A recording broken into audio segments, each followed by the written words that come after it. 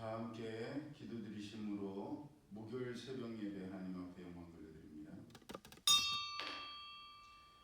자비하시고 인내로우시며 노하기를 더디하시는 사랑의 하나님, 하나님의 은혜를 참으로 감사를 드립니다.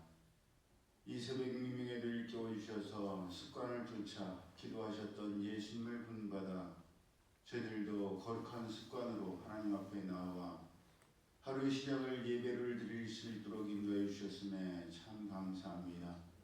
오늘 하루도 성령께서 저희의 마음과 생각과 삶을 주장하시고 다스려 주셔서 많은 시행착오가 있겠지만 그 시행착오 중에서도 하나님의 뜻을 깨닫게 하시고 힘들고 어려워도 하나님의 말씀을 실행할 수 있는 저희들 되게 하여 주옵소서.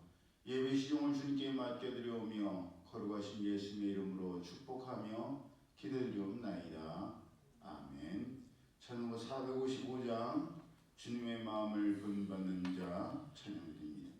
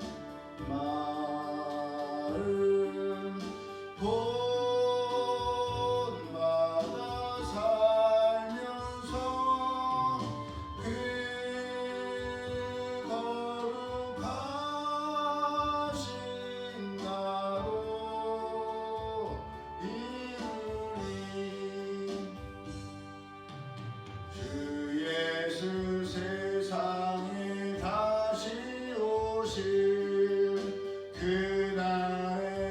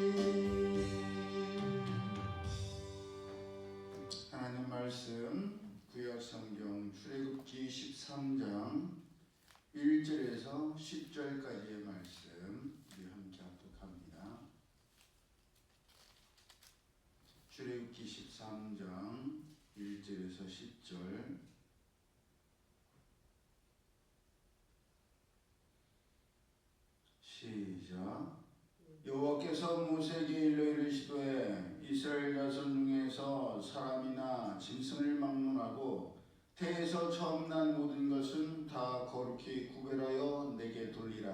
이는 내 것이니라 하시니라.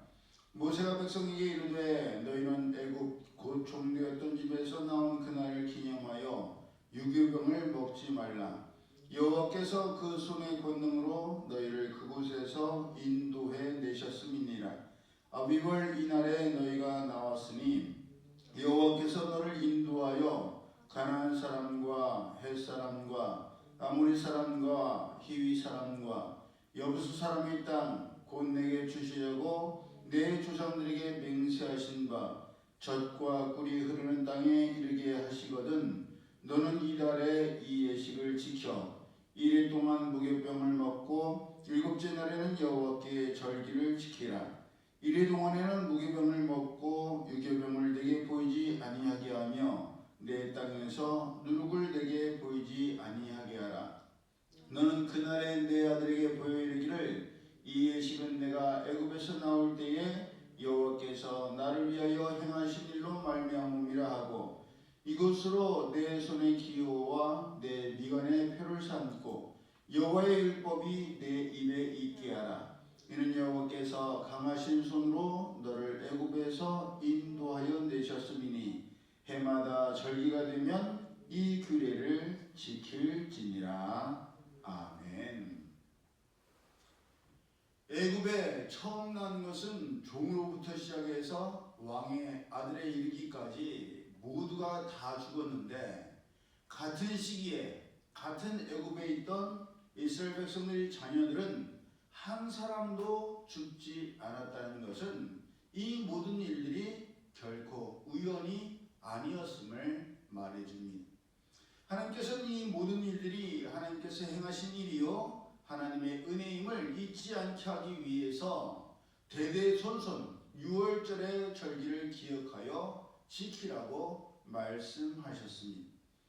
특별히 6월절을 무교절이라고 부르는 것은 누룩을 넣지 않은 무교병을 먹었기 때문이며 누룩을 넣지 않은 무교병을 먹은 것은 그만큼 누룩을 넣어서 발효할 시간이 없을 만큼 긴박했다는 것을 의미하는 것이요 누룩이 들어가면 온 동에 퍼져서 밀가루 반죽을 부풀게 하고 변하게 하는 것처럼 아주 작은 죄라도 신앙의 공동체에 들어오면 전체를 변질시킬 수 있기 때문에 하나님의 백성으로서의 분별된 성별된 삶을 살아야 함을 상징하는 것이었습니다. 이러한 무교절의 절기는 며칠 동안 지켜져야 됐죠? 며칠? 일주일이나 지켜야 했습니다. 누룩을 넣지 않은 부드럽지도 않고 맛이 없는 빵을 일주일 동안이나 먹어야 했으니 얼마나 불편하고 지루했겠습니까? 그것이 그냥 안 먹기만 하는 것이 아니라 누룩을 아예 보이지 않도록 치워야만 했습니다. 그러니 일주일 동안 이 무교병을 먹어야 했던 이스라엘 백성들은 해마다 이때가 되면 저절로 한숨이 나왔을지도 모릅니다. 왜냐? 우리도 이제 4월 13일에서 19일까지 고난주간을 거치게 되겠죠? 우리도 이때에는 아무래도 육의 양식을 먹음에도 즐기기 위한 음식보다 나를 위한 음식보다 예수님의 고난을 생각하면서 최소한의 음식을 먹거나 금식을 하게 되는데 고난주간이 기다려지는 사람 있어요? 솔직히 고난주간 저도 별로 기다려지질 않아요. 고난주간 되면 마음으로도 심적으로도 부담이 되고 어렵고 예수님을 생각하면 저절로 무겁다는 생각이 들게 됩니다. 해마다 고난주간이 되면 우리가 그렇게 힘들지만 그럼에도 불구하고 예수님께서 우리를 위하여 나의 죄를 위하여 고난을 당하셨음을 생각하게 되고 영의 양식인 말씀도 예수님께서 고난당하셨다가 다시 살아나신 사복음서를 찾아 읽고 듣고 먹게 됩니다.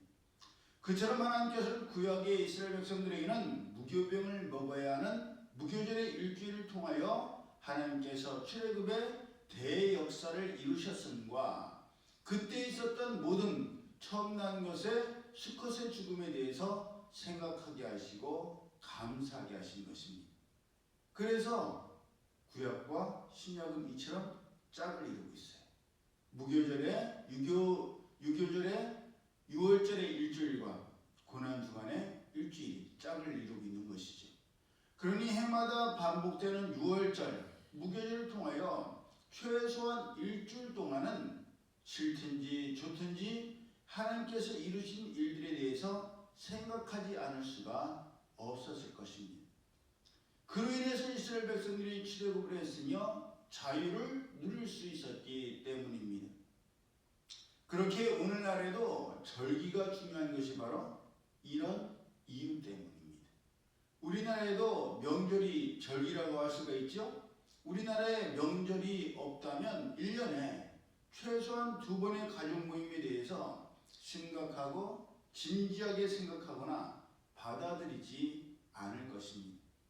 저마다가 먹고 살기도 바쁘고 힘든데 어떻게 따로 시간을 내서 얼굴을 볼 것이며 이래저래 불편하고 힘들고 경제적 부담도 많은 명절을 지키겠습니까? 하지만 그래도 최소한 1년에 2번 구정과 추석이라는 명절, 절기가 있기 때문에 힘들고 바쁘고 어려워도 일부러 시간을 내고 부담을 가져도 보여서 얼굴을 보면서 그동안 있었던 일들에 대해서 대화도 나누며 우리가 부모 형제요 한 핏줄임을 되새기고 나누지 않습니까? 또한 자녀 세대들도 그런 문화와 전통을 통해서 훗날을 기약하게 됩니다. 그러니 꼭 경제적 가치나 개인적 편의와 개성만을 강조한다면 절대로 모이지 않고 지키지 않을 절기이지만 그보다 더 크고 중요한 정신적 가치와 전통을 생각할 때 잃는 것보다는 얻는 것이 더 많습니다. 그러니 힘들고 어려워도 반드시 지켜 나가야 하는 것이 이처럼 그렇게 하나님께서도 이스라엘 백성들로 하여금 두고 대대손손 6월절의 절기를 기억하여 지키라고 명령하신 것입니다. 그러니 하나님을 믿는 우리들은 세상 사람들처럼 당장 눈앞에 보이는 편의성과 경제적 가치만을 따질 것이 아닙니다. 그 속에 숨어있는 하나님의 깊으신 뜻을 헤아려서 하나님께서 지키라 하신 것에 대해서 진지하게 받아들이고 계승 발전시켜 나가야 합니다. 하나님께서는 성경 곳곳을 통해서 잊지 말고 기억하라고 말씀하시고 반드시 대대로 기념하여 지키라고 명령하셨습니다. 왜냐? 그만큼 중요하기 때문입니다. 그것을 읽고 듣고 배우면서도 전통과 문화, 관습을 존중하고 계승 발전시키려고 하는 것이 아니라 세상 사람들처럼 당장의 유익과 손실을 따지면서 불편을 거부하려고 하고 편리성만을 추구하려고 한다면 어리석은 세상 사람들과 다를 바가 없습니다. 개개인의 개성이 강해지고 편의성과 자유를 우선시하면서 명절이라도 모이지 마. 뭐 그렇게 꼭 모여야 돼? 우리 가족, 직계가족만 모이면 되지. 그렇게 되면요. 이게 어떤 위험성이 있느냐. 대가족을 이루고 모든 형제들과 자매들이 이렇게 모였을 때에 내 부모님에게는 말 못하지만 다른 친척에게 말할 수 있는 것들이 있거든요. 이게 저마다 다 다르지 않습니까? 그런 대화들을 통해서 위로도 받고 조언도 받게 되고 또 내 고민을 나누면서 무거운 짐이 가벼워진단 말입니다. 그런데 내 직계가족, 엄마, 아빠, 자녀들만 모이면 어떻게 되겠어요? 우물 안의 개구리처럼 그 안에서만 대화가 이루어지고 또 서로 말하고 싶지 않아서 말을 하지 않게 되면 누구에게도 조언을 들을 수가 없고 무거운 짐을 내려놓을 수가 없습니다. 그렇게 되니까 점점 사람들이 담을 쌓게 되고 혼자 고심하다가 혼자 결정하는 일들이 많아지게 되는 거예요. 인생을 살아간 수많은 선배들과 또 지혜로운 조언을 들을 때에 나는 이게 옳다고 생각했는데 이것만이 답이라고 생각했는데 이것이 다가 아니구나. 그것을 깨닫게 된단 말입니다. 그러니 우리는 당장에 눈앞에 보이는 그런 편의성이나 경제적 가치만을 추구해서는 안 됩니다. 이 모든 것들을 통해서 하나님께서 더 큰 합력하여 선을 이루시기 때문에 이 절기를 지키고 이어가라고 말씀하셨구나. 그것을 잘 명심하여서 성경적으로도 전통과 관습을 잘 이어나가고 삶으로도 전통과 관습을 잘 이어나가는 우리 모두가 되어야 할 줄로 믿습니다. 그리스도인, 우리는 그리스도인이죠? 예, 크리스찬은 나를 위해 사는 사람이 아니에요. 그리스도인은 다른 사람을 위해서 사는 사람입니다. 왜냐하면 예수님께서 섬김을 받는 사람이 아니라 섬기는 사람임을 행함을 통해서 우리에게 본을 보여주시고 나를 따라오라고 말씀하셨기 때문입니다. 이것을 꼭 명심하여서 세상 사람들은 나를 위해서 사는 사람들이에요. 그렇죠? 지금 많은 사람들이 이야기하는 걸 들어보세요. 다른 사람 위해서 희생하면 바보다. 내 인생이 중요한데 한 번밖에 없는 내 인생, 나를 위해서 살아가라. 감정에 충실해라. 괜히 희생하고 헌신하려고 하지 마라. 그게 세상의 가르침이에요. 그러나 예수님의 가르침은 그게 아닙니다. 한 번밖에 없는 인생이기에 다른 사람을 섬기고 다른 사람을 사랑하고 다른 사람을 품어줄 수 있는 그러한 삶을 살아가야 된다고 예수님께서는 말씀하셨습니다. 그것을 꼭 명심하여서 나를 위해 사는 사람, 또 다른 사람을 위해서 사는 사람, 말과 행동과 표정과 모든 것이 구별되고 선별될 수밖에 없겠지요. 그런 거룩한 예수님을 닮아가는 이 하루가 되기를 예수님의 이름으로 축복합니다. 기도드립니다. 사랑의 하나님 감사합니다. 전통과 절기를 통하여서 진정 중요한 것이 무엇인지를 깨닫기 원하시고 그것을 대대손손 이어가기를 원하셨던 하나님의 큰 뜻을 저희들이 깨달아 저희 나라에도 민족의 명절이 있습니다. 그 명절들을 통하여서 그리스도인 예수님을 닮은 크리스찬으로서의 삶으로서 정말 사랑과 섬김의 본을 보일 수 있는 저희들 되게 하여 주옵소서. 그것이 정말 힘들고 어렵고 경제적으로도 부담이 될 때가 참 많습니다. 하지만 그때가 부모 형제에게 사랑의 실천의 본을 보일 때임을 저희들이 명심하여서 나를 위해 살아가는 인생이 아니라 예수님처럼 섬김의 삶을 살아가는 저희 모두 되게 하여 주시옵소서.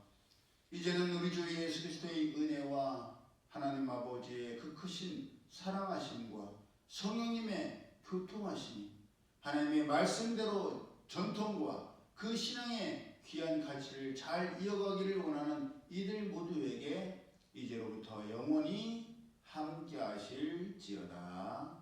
아멘.